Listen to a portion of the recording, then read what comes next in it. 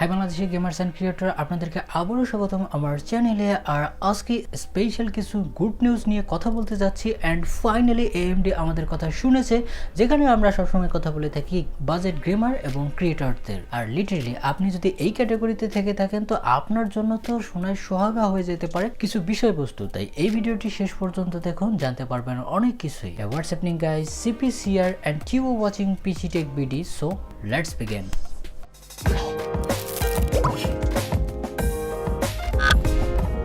দীর্ঘদিন পর AMDর হয়তোবা মনে পড়ে গেছে যে না, আমাদেরকে অরিজিনাল ট্র্যাকে ফিরে আসতে হবে, যেটা আমাদেরকে আসলে AMD বানিয়েছে। আর অবভিয়াসলি আপনারা জানেন এটি কি কারণে হয়েছে, বিকজ অফ কম্পিটিশন। তাই সবাইকে ধন্যবাদ দিয়ে আজকের ভিডিও শুরু করতে চাই। মূলত কয়েকটি CPU অর্থাৎ মোট তারা Gen 2 এবং Gen 3 আর্কিটেকচারের 7টি ফুল ফ্লেজেড প্রসেসর লঞ্চ করে দিয়েছে। তার মধ্যে একটি আছে APU, সেটি নিয়েও কথা বলবো। তো প্রথমে কিছু ইন্টারেস্টিং বিষয় নিয়েও কথা বলি, কেননা এখানে শুধুমাত্র $100 থেকে শুরু করে আমরা $450 পর্যন্ত CPU দেখতে পারবো। তবে যেটি $450 সেটির দিকে আপনাদের না দেখলেও চলবে। বেসিক্যালি আজকে একটি CPU বাদ দিয়ে সকল CPUর সামারি আপনাদেরকে দিয়ে দিব। আর সবচেয়ে ইন্টারেস্টিং পার্ট হচ্ছে, এতদিন থেকে যারা Core i3 কম্পিটিটরকে চাচ্ছিলেন অর্থাৎ Ryzen 3, অফিসিয়ালি তারা অ্যানাউন্স করে দিয়েছে, তাই তার মজা উঠাতে পারেন। আর ফ্র্যাঙ্কলি যদি আমার ওপিনিয়ন বলি, আমি প্রথমেই বলে নিচ্ছি, আমি AMDর কাছ থেকে এতদিন ডিসঅ্যাপয়েন্টমেন্ট ছাড়া আর কিছুই আশা করিনি, বাট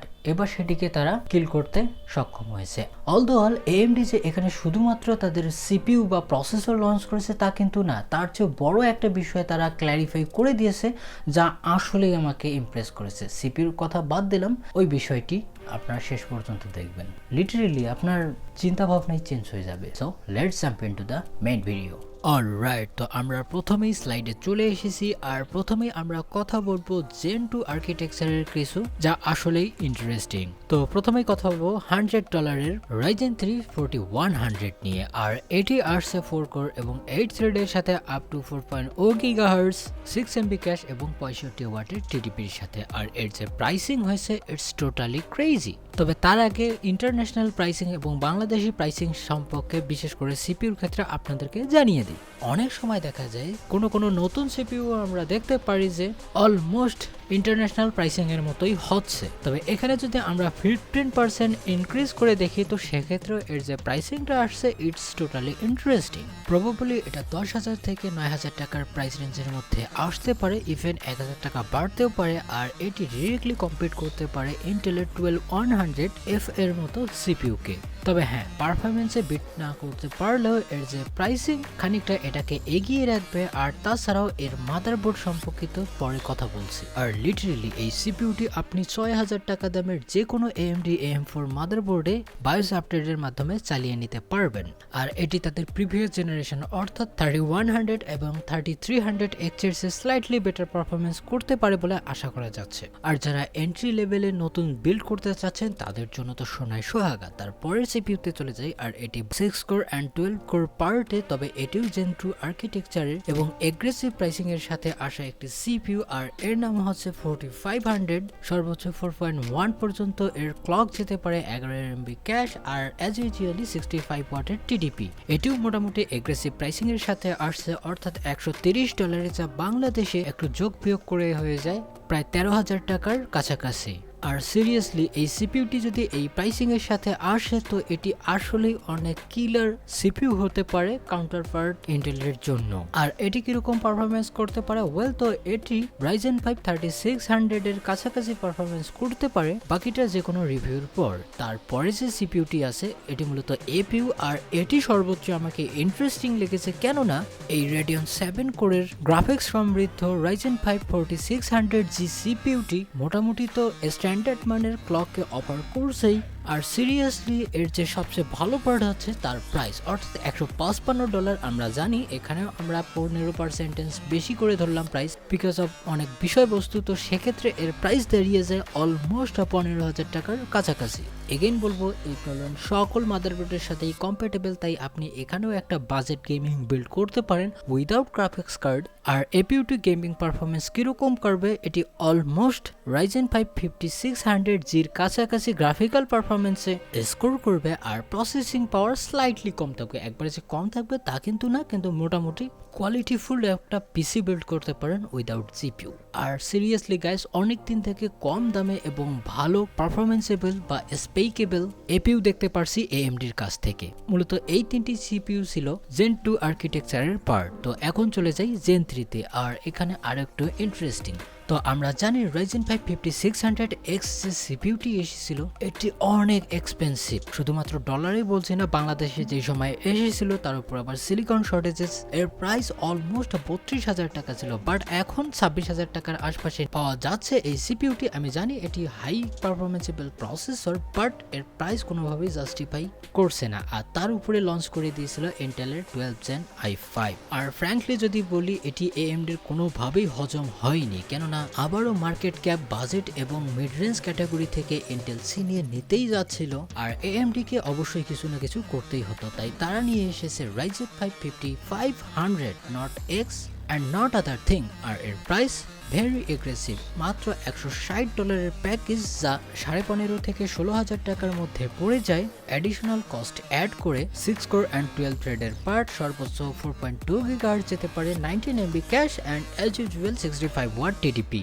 তো অনেকেই বলতে পারেন এখানে ইন্টারেস্টিং বিষয়টা আসলে কি? ইন্টারেস্টিং বিষয় হচ্ছে এটি জেন 3 আর্কিটেকচারের একটা পার্ট। এগেইন আপনাদেরকে বলবো এটি কোনো এপিইউ না, প্রপার সিপিইউ। আর এটি কতখানি ভালো পারফরমেন্স করে তার বড় ভাইকে আপনারা দেখলেই বুঝতে পারেন। আর যদি তাদের প্রিভিয়াস জেনারেশনের কথা বলি, R5 3600 এর কাছাকাছি পারফরমেন্স করবে, ইভেন বেশি করবে আশা করা যাচ্ছে। এবং সবচেয়ে ইন্টারেস্টিং পার্ট, আর যার জন্য এতদিন অপেক্ষা করে আসছিলাম, অর্থাৎ Ryzen 5 5600 এর not X and finally it's here।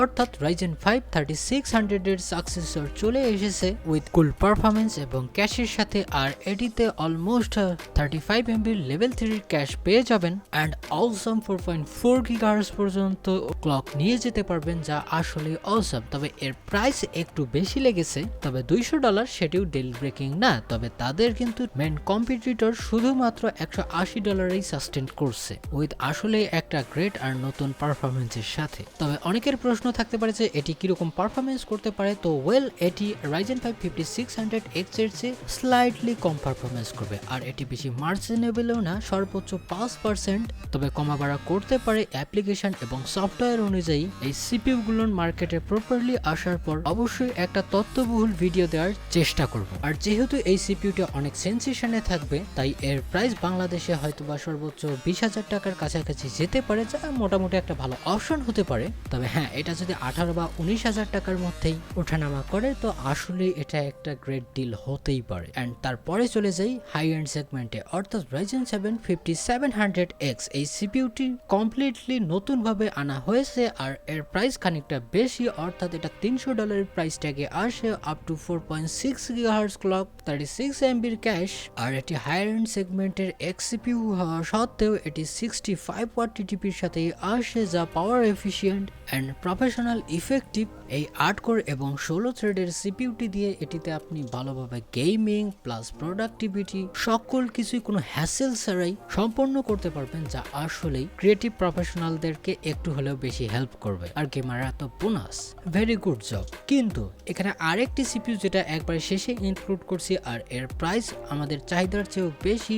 R AMD claim করছে এটি ওয়ার্ল্ডের বেস্ট গেমিং সিপিইউ, কেননা এই সিপিইউটিতে প্রথম 3D স্ট্যাকিং এর মাধ্যমে এক্সট্রা ক্যাশ ইনক্লুড করা হয়েছে, অর্থাৎ 96 MB লেভেল 3 লেভেলের ক্যাশ পেয়ে যাচ্ছেন শুধুমাত্র $450। নো ডাউট এই সিপিইউটি অনেক পাওয়ারফুল এবং পাওয়ারের দিক থেকে অনেক ইফিশিয়েন্ট, তবে এর প্রাইস আমাকে এতটাও ইমপ্রেসিভ লাগেনি। হ্যাঁ, আপনাদের হয়তোবা এই সিপিইউটি অনেকের কাজে লাগতে পারে, বিশেষ করে আপনি যদি গেমিং করতে চান। তো এর লেভেল 3 ক্যাশের জন্য এটি অনেক গেমস এবং অ্যাপ্লিকেশনে আপনাকে হেভিলি বুস্ট দিয়ে দিবে, লাইক Ryzen 9 5900X এর কাছাকাছি। তবে হ্যাঁ, একটাবার ইন্টেলের কথা চিন্তা করে আরেকটু যদি প্রাইসটাকে এগ্রেসিভ রাখতো, লাইক $400, তো সেক্ষেত্রে তো কোনো অপশনই ছিল না ইন্টেলের হাতে। এগেইন বলবো, এটি যদি 38 থেকে 40,000 টাকার মধ্যেই থাকে, এটা বিশাল একটা ভালো অপশন হতে পারে। তবে এটির প্রাইস যদি 44 বা 45 এর উপরে চলে যায়, রিকমেন্ড যোগ্য না। আর এই সিপিইউটা বাদে যত সকল আমরা সিপিইউ দেখি,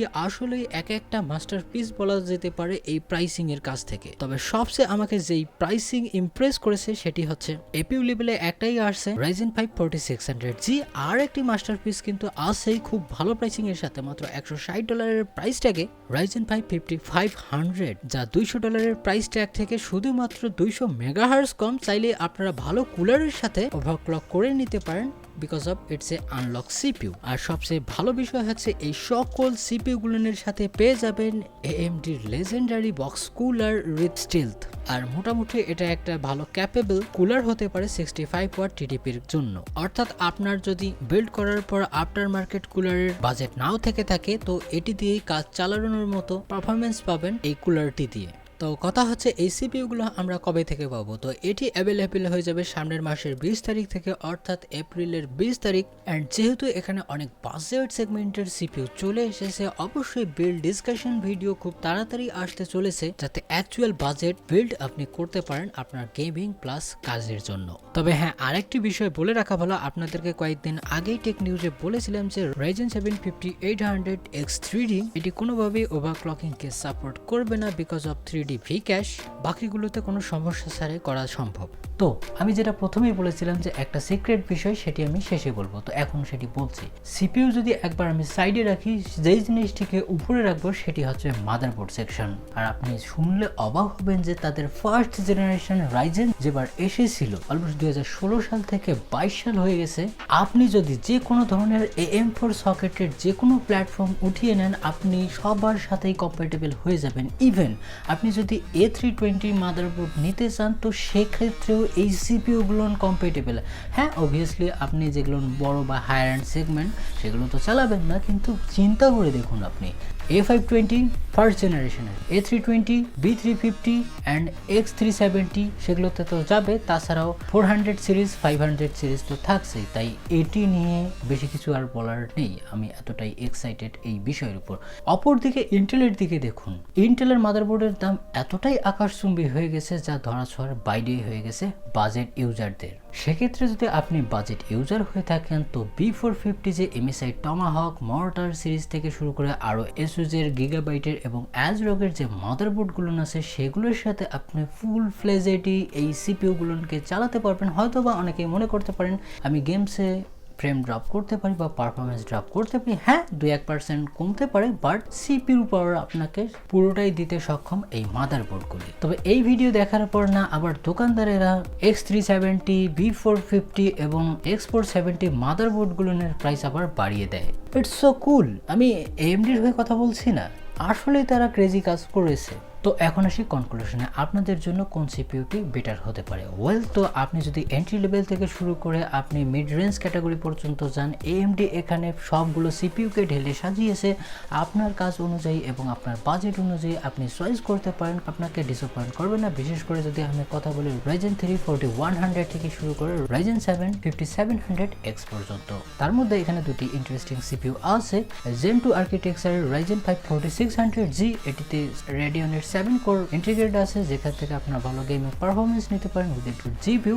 আর তাছাড়াও Ryzen 5 5500 অ্যান্ড যেটার জন্য অপেক্ষা করে আসছিলাম Ryzen 5 5600। আই হোপ যে ভিডিওটি আপনাকে ভালো লেগেছে, যদি লেগে থাকে অবশ্যই একটা লাইক দেবেন। আর সামনে আরও ভিডিও আসছে, তাই দেখতে চাইলে সাবস্ক্রাইব মাস্ট। আর কিছু বলার থাকলে বা আপনার চোখে কোন সিপিইউটি বেটার লেগেছে সেটিও কমেন্ট সেকশনে জানিয়ে দিতে পারেন। তো আজকের মতো এ পর্যন্তই, ভালো থাকবেন, সুস্থ থাকবেন, দেখা হবে নেক্সট ইন্টারেস্টিং ভিডিওতে। Bye bye.